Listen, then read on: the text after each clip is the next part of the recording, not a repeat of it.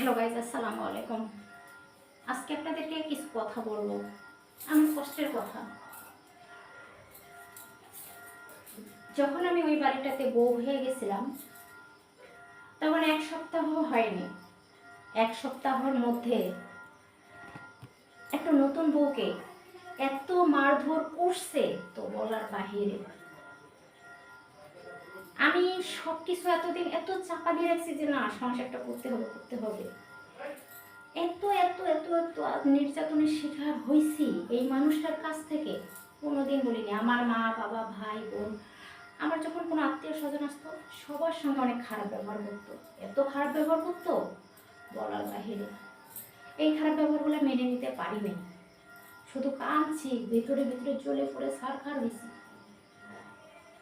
আমার ভাইয়ের সঙ্গে এত অত্যাচার, আমার ছোট বোনের সঙ্গে এত অত্যাচার, যেটা লোভ লালসা, অন্য মেয়েদের কাছে যাওয়া, হোটেলে হোটেলে যাওয়া, মেয়ে মানুষদের পিছিয়ে পিছিয়ে ঘোরা। তারপরে বলছি যে না, সংসারটা করতে হবে, কিন্তু না। এই লোকটা সবার সঙ্গে খারাপ ব্যবহার করতে করতে এই লোকটা যেদিন আমার বড় আব্বা মানে আমার বড় জেঠা আমার এখানে আসছে, আমার বাসায়, এই মানুষটা কখনো আসেনি, কখনো আসেনি।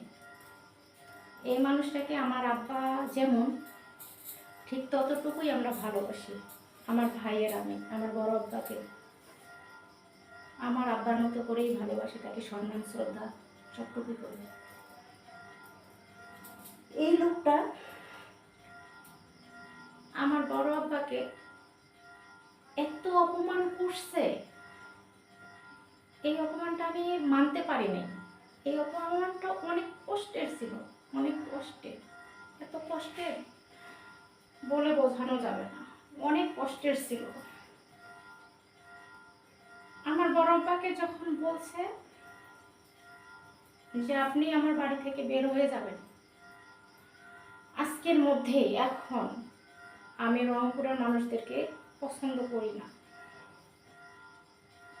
সেদিন থেকে আরো এই মানুষটার প্রতি আমার ঘৃণা আসে যায়।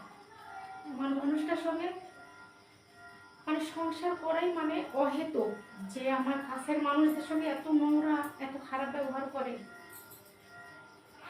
সে মানুষটার সঙ্গে কি সংসার করা যায় আপনারাই বলেন?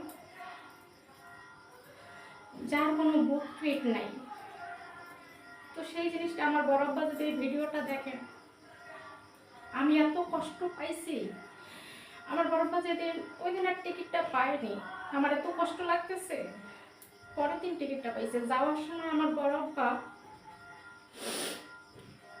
আমার বড় মা নিজেই বলছিল যে আমরা চলে যাচ্ছি, ওই লোকটা কোনো জবাব দেয়নি। যখন আমার বড় আব্বা চলে গেছে ট্রেনে, তখন এই মানুষটার প্রতি এত ঘৃণা আসতেছে, এত দম্ভ, এত পাওয়ার, অথচ এই মানুষটা শূন্য পয়সা, তার টাকা পয়সা কিছুই নেই, শূন্য। এই জিনিসটা আমি কোনোদিন ভুলবো না। এই মানুষটার কাছ থেকে যে আমি চলে আসছি, আমার কোনো কষ্ট নেই, কারণ আমি যদি ওই বাড়িটাতে থাকলাম তাহলে আমার আত্মীয় স্বজন সবাই আমার কাছে যাইতো।